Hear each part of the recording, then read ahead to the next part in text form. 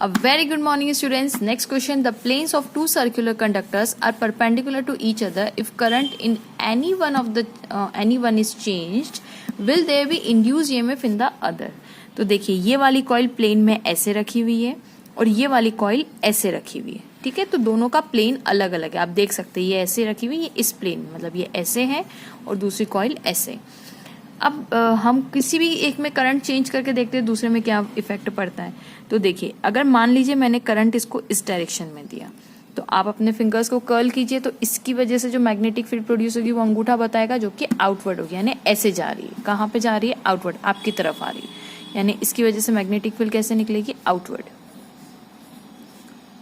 ठीक है, ये इस प्लेन में है. देखिए, ये कॉइल, इसमें करंट मैंने ऐसे बना दिया, ये ऐसे जाएगी तो आउटवर्ड करंट. अब आउटवर्ड करंट को मैं ऐसे बनाऊं, है ना, ऐसे जाए मतलब मैग्नेटिक फील्ड आपकी तरफ ऐसे आ रही है. अब वो ऐसे 3D पिक्चर तो पॉसिबल नहीं हो पाएगा, तो मैं ऐसा कर देती हूँ, है ना, यहाँ पे ऐसा कर देती हूँ कि मतलब बाहर की तरफ आ रही है. ठीक है, ऐसे जा रही है. आप इसको कैसे समझेंगे कि कॉइल है और इसमें आपकी तरफ ऐसे आ रही है. तो अब मुझे आप बताइए कि अगर यहाँ पे करंट इंक्रीज या डिक्रीज कर, वैसे तो उन्होंने लिखा चेंज करना, अब चेंज कैसे भी कर सकते हैं आप, या तो इस करंट का मैग्नीट्यूड बढ़ा दीजिए, या करंट का मैग्नीट्यूड कम कर दीजिए, या डायरेक्शन चेंज कर दीजिए, कुछ भी कीजिए. अगर सपोज कीजिए आपने डायरेक्शन चेंज किया, तो अब क्या डायरेक्शन कर दिया आपने, सपोज ऐसे डायरेक्शन कर दिया, ऐसे कर दिया, तो ऐसा करेंगे तो ये मैग्नेटिक फील्ड अब ऐसे हो जाएगी. सिंपल सी बात है ना, ऐसे क्रॉस हो जाएगा. कहने का मतलब है आप कुछ भी कीजिए, या तो मैग्नेटिक फील्ड ऊपर की तरफ जाएगी या नीचे की तरफ. अगर इंक्रीज करते तो इसका मैग्नीट्यूड और इंक्रीज हो जाएगा, लेकिन इसी डायरेक्शन में. अगर डिक्रीज करते तो इसका मैग्नीट्यूड ऐसे, मतलब सॉरी, अगर करंट की डायरेक्शन चेंज करके फिर तो इधर इंक्रीज या डिक्रीज जो भी होगा वो इधर ही होगा, मतलब इसी में होगा. या तो ऐसे इंक्रीज ज्यादा मैग्नीट्यूड वाली आ जाएगी और डिक्रीज ऐसे हो जाएगी, कुछ भी हो सकता है. मतलब कहने का मतलब है प्लेन तो ऐसे यही रहेगा मैग्नेटिक फील्ड का. अब अगर मैग्नेटिक फील्ड की वजह से डेवलप होता है फ्लक्स, यानी phi is equals to B dot A. ठीक है, अब ये कौन सी मैग्नेटिक फील्ड है? ये मेरी ये वाली मैग्नेटिक फील्ड है. और इसका एरिया वेक्टर भी क्या है मेरे पास? मैंने एरिया वेक्टर भी ऐसे ही, क्योंकि है ना प्लेन ऐसा ही, कॉइल ऐसी, तो इसका एरिया वेक्टर भी बाहर. तो इसका एरिया वेक्टर मैं कुछ और पेन से बना देती हूँ. ठीक है, एरिया वेक्टर भी इस कॉइल का ऐसा ही होगा, है ना, एरिया वेक्टर. तो बी डॉट ए अगर मैं करने जाऊं तो बी ए कॉस 0, दोनों के बीच में एंगल बी और ए के बीच में angle theta is 0 over here. तो फ्लक्स कितना निकलेगा? फ्लक्स निकलेगा बी ए. कोई दिक्कत नहीं है ना, फ्लक्स हो रहा है. अब चेंजिंग फ्लक्स भी होगा, क्योंकि कम ज्यादा हम लोग अगर करंट को कम ज्यादा करते हैं तो change in flux produces the EMF और सब कुछ प्रोड्यूस होगा. बट उनका क्वेश्चन ये है कि इसमें करंट इंक्रीज या डिक्रीज करने पर will there be induce EMF in this coil. तो मुझे बताइए इस कॉइल में क्या इसकी जो फ्लक्स लाइन से, जो फ्लक्स जो इसकी वजह से डेवलप हुआ है बी डॉट ए की वजह से, क्या इसकी लाइनें, इसकी फ्लक्स लाइनें इसको छू भी रही है? इसकी फ्लक्स लाइन इसके तो पैरेलल है ना. ये देखिए, ये फ्लक्स लाइन भी ऐसे जा रही है, फ्लक्स लाइन भी ऐसे है. देखिए, ये कॉइल ऐसे है. ठीक है, अब ये फ्लक्स लाइन ऐसे जा रही है. देखिए, मैं वापस से समझाती हूँ. ये कॉइल है, इसकी वजह से मैग्नेटिक फील्ड कहाँ निकल रही? इस वाले, याद रखिएगा आपकी तरफ आ रही है ना, आपकी तरफ ऐसे करके आ रही है. समझ गए आप? आपको पेन का डायरेक्शन इसका याद रहेगा. अब आप देखिए कि ये वाली कॉइल ऐसे, ये वाली कॉइल ऐसे है. इसका मतलब इस कॉइल का प्लेन ये है, इस कॉइल का प्लेन ये है, तो ये इस प्लेन में है. यानी देखिए, ये इसका इस प्लेन में है ना, ये इस प्लेन में, ये देखिए ऐसा. ठीक है, तो मैग्नेटिक फील्ड भी कहने का मतलब है इसी प्लेन में, और इस कॉइल का ये भी इसी प्लेन में.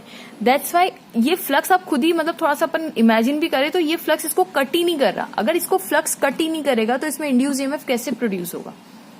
Are you getting my point? कैसे प्रोड्यूस होगा? क्योंकि ये तो यहीं पास होकर यहीं रह जा रही है, इधर तक तो आ ही नहीं रही ना. इसका मतलब आप आंसर में लिखेंगे तो आप कैसे लिखेंगे कि इसका जो प्लेन है, इस कॉइल का प्लेन ये वाला है, ये वाला प्लेन, और मैग्नेटिक फील्ड भी देखिए ऐसे आ रही, तो दोनों एक दूसरे के पैरेलल हो गए ना, तो वो इसको कट ही नहीं कर रहा, तो कैसे प्रोड्यूस होगा? चलिए, मेरे पास एक और तरीका है. अगर आपको ये तरीका नहीं पसंद आ रहा तो I have a second method. ये मेरी फर्स्ट हो गई. देखिए, मुझे किसके बारे में फ्लक्स, देखिए मुझे इसमें इंड्यूस ईएमएफ पैदा करना है. तो अगर इंड्यूस ईएमएफ के लिए जाहिर सी बात है मेरे पास क्या होना चाहिए? Rate of change of flux. किसका फ्लक्स अब मैं पता करना चाहती हूँ? इस वाली कॉइल का. तो इस वाली कॉइल को मैं नाम दे देती हूँ फर्स्ट कॉइल, और ये थी मेरी सेकंड कॉइल. मुझे फर्स्ट कॉइल में मुझे चेंज इन फ्लक्स चाहिए, तब जाके मुझे यहाँ पे कुछ ना कुछ मिलेगा इंड्यूस ईएमएफ. ठीक है, तो अगर मैं फर्स्ट कॉइल का फ्लक्स निकालना चाहूँ तो कितना निकलेगा? तो भाई मैग्नेटिक फील्ड अब ये तो जनरेट कर नहीं, क्योंकि करंट इसमें है तो इसकी मैग्नेटिक फील्ड का इफेक्ट इस तक आना चाहिए। करेक्ट बात है ना, इसकी मैग्नेटिक फील्ड का इफेक्ट इस तक आएगा तभी तो इसमें फ्लक्स जनरेट होगा। तो इसकी magnetic field due to the second coil, ये मैग्नेटिक फील्ड सेकंड कॉइल की है, ठीक है। डॉट एरिया कित, अब जाहिर सी बात है ये जो एरिया है वो इसका नहीं लेंगे, इस कॉइल का लेंगे ना। मैंने आप मेरी प्लेलिस्ट सॉल्व करेंगे ना, मैंने सब कुछ अच्छे से समझाया होगा। जो भी क्वेश्चन मिलता है ना, मतलब आप समझिए सारे क्वेश्चन हम लोगों ने सॉल्व करके रखे हुए, हर कोई यूनिक कंसेप्ट के ऊपर है, ठीक है। तो आपकी थ्योरी प्लस न्यूमेरिकल प्रिपेयर होता है। अब आप सोचिए कि यहाँ पे एरिया तो मैं इसी कॉइल का लूंगा, ये बात देखिए आप क्या समझ रहे हैं। ये अगर कॉइल का एरिया बड़ा होता तो जाहिर सी बात है ज्यादा फ्लक्स प्रोड्यूस होता। कॉइल अगर छोटी होगी तो मैग्नेटिक फील्ड, ये जो मैग्नेटिक फील्ड प्रोड्यूस कर रहा है, मान लीजिए अगर ये 1000 टेस्ला की प्रोड्यूस कर रहा है तो ये तो 1000 ही है ना।